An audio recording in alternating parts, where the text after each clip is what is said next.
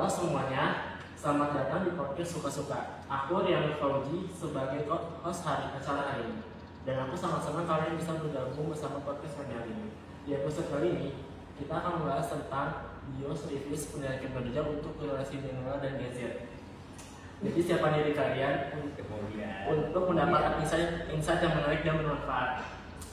Dan aku tidak lupa, kita kedatangan tamu yang istimewa, yang super duper, pokoknya keren, yaitu Pak Zilan, seorang mahasiswa logistik kelautan, dan juga Roger, seorang mahasiswa logistik kelautan, dan juga Pak Gibran Dion Wijaya, seorang mahasiswa logistik kelautan. Oke, aku mau tanya nih, bagaimana sih kabar kalian hari ini? Sehat kan? Ya, alhamdulillah baik sih kebetulan, dan sangat panas sedikit saya kurang baik. Oke. Mungkin gak lama-lama aku akan membaca tentang latar belakang tema podcast yang aku angkat hari ini. Aku langsung aja baca latar belakangnya ya.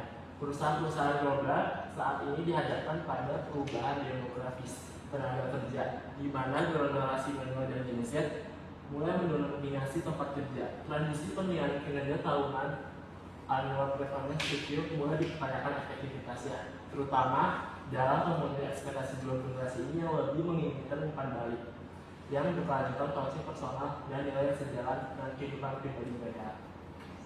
Menurut Deloitte tahun 2023, 65% karyawan Gen Z merasa bahwa evaluasi kinerja tradisional tidak mencerminkan kontribusi nyata mereka.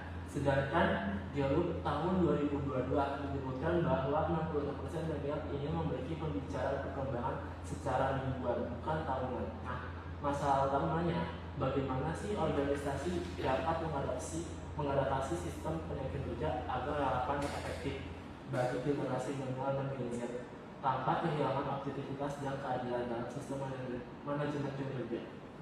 Mungkin ada yang mau jawab duluan dari kita? Mungkin kalau dari saya sih singkat aja gitu ya.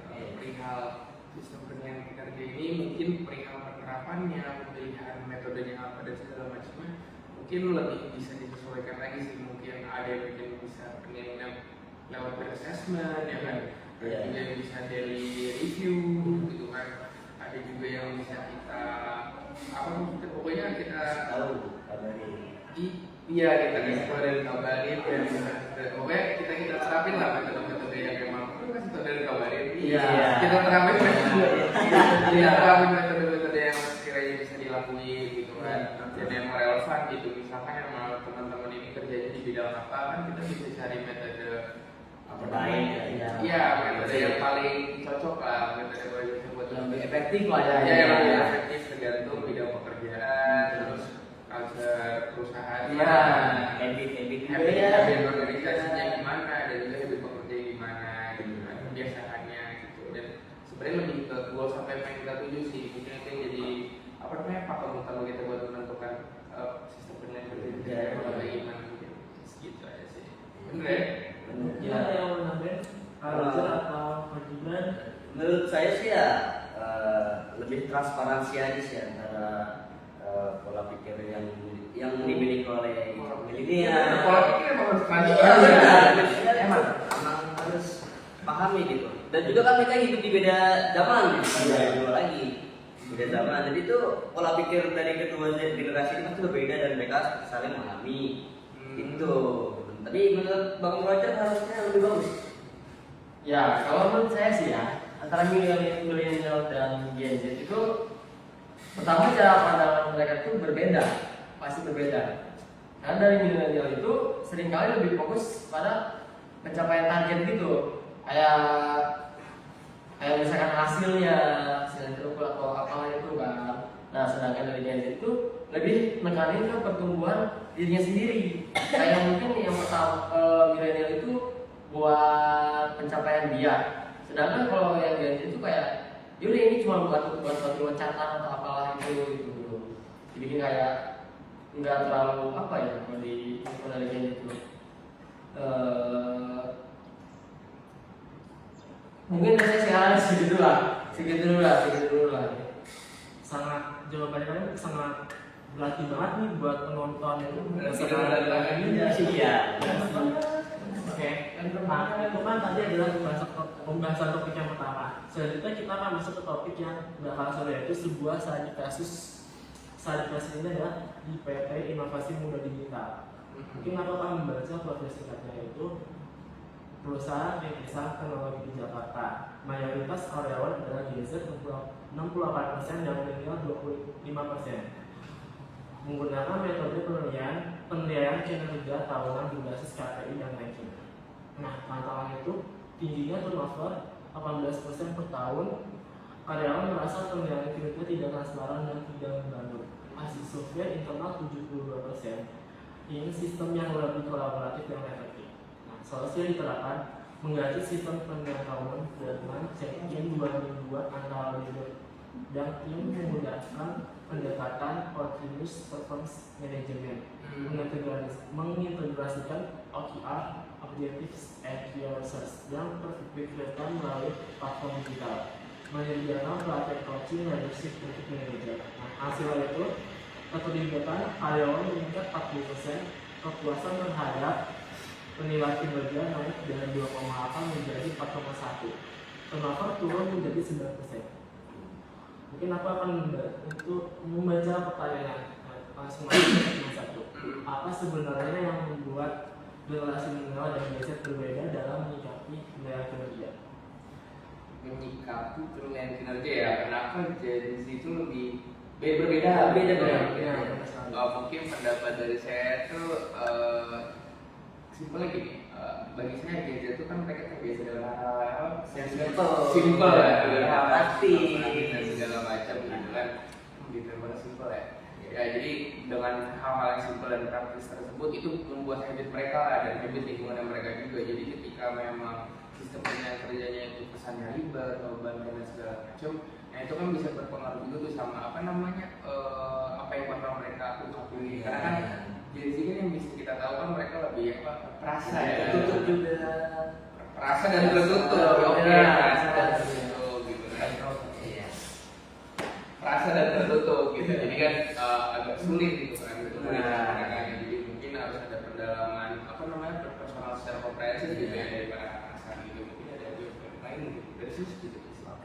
Saya sih ya emang benar kata Bang Gilang tadi, emang harus pendekatan lebih seperti teman dekat ya. Dari perekrut dari HRD lah atau dari atasan mereka agar bisa memahami apa sih yang mereka pikirin gitu. Jadi terjadinya kerjasama antara senior dan junior itu sendiri. Gitu. Menurut saya sih gitu.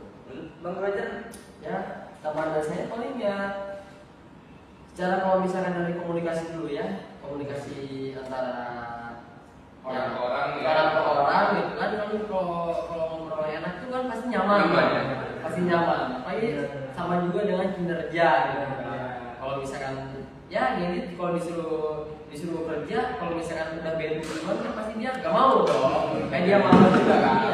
Tapi kalau dia udah senang dari awal, udah happy dari awal gitu, pasti dia semangat.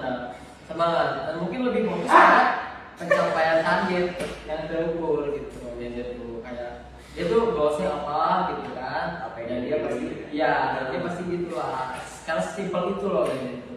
Pak Ya. Simpel ya. Simpel. Jawabannya menarik semua nih guys, gila sih. Ini tuh pertama komunikasi ya guys. Oke, langsung aja nih aku akan membaca segmen yang kedua.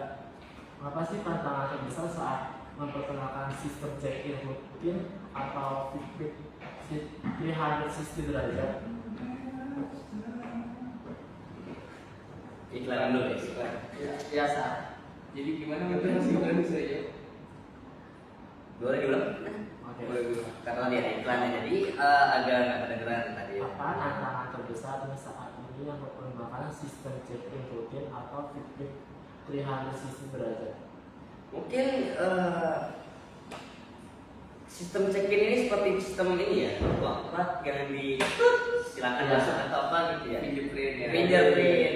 Itu mungkin adalah budaya organisasi yang belum siap untuk kami generasi muda gitu untuk Belum siap. Iya maksudnya tuh karena kita lebih praktis. Biasanya kan kayak kita mau mana-mana kan ada tuh sistem selfie gitu. Oh iya. Ketimbang dari fitur Tinder sendiri, karena itu juga merupakan hal baru yang kita kenali ya, yang kita tahu. Iya. Oke. Mungkin beberapa orang tua aja yang kerja di instansi besar mungkin udah tahu ya. Tapi kan kalau misalnya mungkin di luar lapangan itu orang tua yang bekerja di luar lapangan, mungkin kan jarang lihat fitur tersebut. Iya. Jadi itu sih tantangannya karena itu adalah hal baru dan kita sebagai generasi muda lebih mengenal pendekatan apa sih dengan selfie itu Bang? Ya, Mobile mobile check-in, check-in, mobile check-in. mobile selfie ya, mobile check-in. Mobile selfie, check-in. Mobile check-in. Karena itu lebih simpel, Mereka simpel. ya. Mereka gitu suka simpel. Ya mungkin itu ya sih mungkin dari Bang Gilang bisa ditambahkan. Mas Roger kayak udah Mas. Oh iya, Mas Roger gatel pengen ngomong ini. Oke, kita kasih jawab, minta jawaban dari Bang Roger. Ya. Apa sih tadi pertanyaannya? Sistem check-in. Apa ya benar sistem check-in, rutin atau pilihan sisir lah dari Ya. Karena teman saya ada yang sudah bekerja, jadi teman saya itu kalau misalkan lagi entah lagi beres survei atau dia beres kemana gitu, baik kayak Bang Gibran tadi bilang yang kayak misalkan kita nggak fingerprint gitu, kita selfie aja ya gitu kan. Mau di mana juga bisa, yang penting itu kan lewat aplikasi sendiri kan, kalau kayak gitu nggak mungkin pakai lain kan gitu kan. Biasanya kan pakai aplikasi sendiri dan ya udah kayak misalkan foto ini di sini, lagi di sini gitu kan. Habis survei atau di mana ada buktinya langsung, jadi lebih akurat kan, lebih praktis juga gitu dipakainya. Ya baiknya juga simpel gitu, simpel jadinya. simpel jawabannya. Mungkin karena waktunya juga udah mau habis, cuman mungkin ada segmen terakhir nih ya. Cuma minta apa ya? Minta menurut kalian aja sih kayak tips untuk HR leaders yang ingin memulai perubahan di organisasi. Menurut kalian sih? Perubahan di organisasi. Iya. Mungkin balik lagi dari saya simpel aja gitu ya. Buat para HRD gitu, buat recruiter, terus untuk orang-orang pokoknya yang ingin mengubah budaya organisasi, paling penting pertama kita harus tentuin dulu gitu. Yang pertama budaya dan akhlak organisasi mau dibawa kemana gitu. Karena ketika kita ingin mengubah tapi kita nggak tahu mengubah kemana juga kita jadi bingung kan ya kemana gitu. Sesat apa yang mau diubah gitu. Jadi pertama tentuin dulu tujuan, karena tujuan tersebut udah bisa kebaikan diri, kebaikan untuk sistem itu sendiri, dan yang terakhir itu sistematis lah, sistematis ya. Jadi budaya-budaya tersebut sudah disusun dengan suatu alasan gitu ya. Untuk menciptakannya bagi saya mungkin simpel aja gitu jawabannya, kayak ketika kalian ingin ciptakan sesuatu yang bikin kalian nyaman, bikin kalian nyaman. Jadi apa kalian bisa hidup dari sistem yang kalian buat gitu ya. Ya menurut dari saya sih juga ya harus lebih terbuka lah dengan generasi-generasi yang akan datang. Bukan hanya generasi Z gitu, generasi mungkin F, Alpha, Sigma, Beta, mungkin kita harus menyesuaikan seiring zaman dan memiliki sistem yang benar, kata Bang Gilang tuh lebih sistematis ya, dan gitu. Itu sih yang menurut saya untuk pesan HRD. Dan Bang Roger yang sebagai pengalaman berat dalam bidang HRD ini. bidang data Indonesia kita ya, jadi Pengen tadi apa ya? Aduh.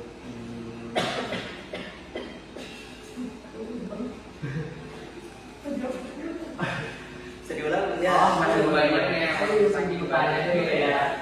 Jadi Bang Roger gimana sih tips untuk HR leaders yang ingin memulai perubahan di organisasi gitu?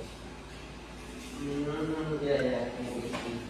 Baik lagi ya, kita juga emang saya yang Bang Gilang tadi bilang kan, kita juga harus tahu dulu kan, sebenarnya sebelumnya apa.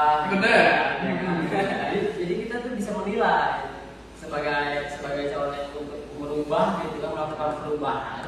Jadi kita juga harus lihat dulu dong, ya di sini budaya ini kurang apa, dan budaya yang akan ditambahkan itu ditambahinnya seperti apa gitu kan, supaya ya lebih baik lah dari sebelumnya, karena itu lebih baik gitu kan dari organisasi tersebut. ke podcast sebelah tuh boleh. Iya. Oh iya, maaf ya. Ada senggol dikit. Ada senggol dikit ya. Jadi balik lagi ke yang tadi dibilang ya kayak budaya yang memang penting gitu kan. Sedangkan kita juga kayak apa ya? Ya, struktural gitu. Kalau ya ini ya, pasti kan punya bawah-bawah ini nih. Dan kita juga bisa apa ya? Kita juga bisa menilai nih budaya kita bawah-bawah ini seperti apa. Jika ya kalau misalkan kita udah mengubah budaya ini, tapi budaya ini tuh kayak Starlet kapsul. Iya. Starlet kapsul. Kayak starlet kapsul.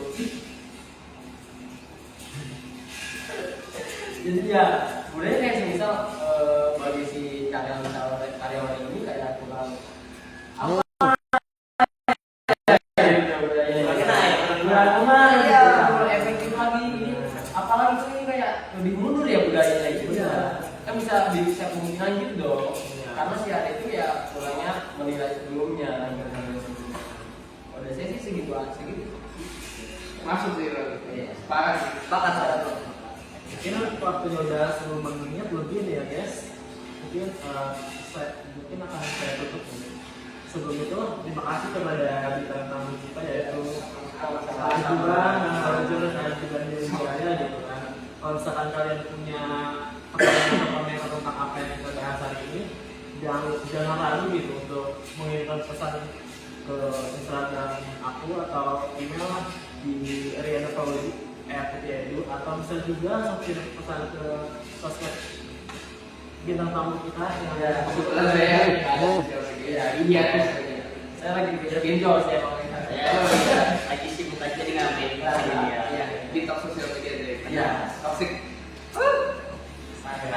Terima kasih ya sudah mendengarkan podcast suka-suka. Jangan lupa untuk subscribe dan like podcast yang bagikan podcast ini ke teman-teman kalian agar mereka juga bisa mendapatkan manfaatnya. Sampai jumpa di episode selanjutnya. Tetap semangat dan jaga kesehatan. See you around guys.